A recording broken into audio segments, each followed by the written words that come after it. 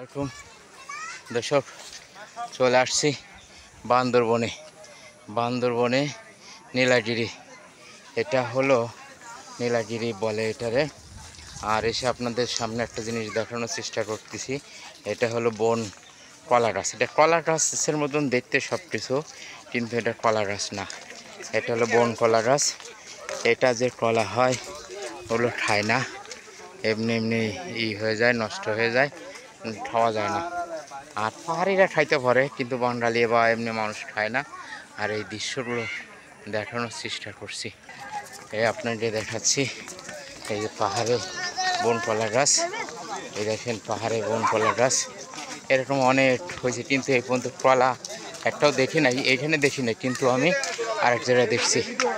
আর ওই যে বান্দরবন, ওই যে শহরটা খুব এই দেখা যাচ্ছে, বান্দরবন শহর। এই যে নীলাগিরির ঝুলন্ত সেতু, এলা আমার সফর সঙ্গী আমিন ভাই। আর এই যে ঝুলতেছে, এই দেখেন।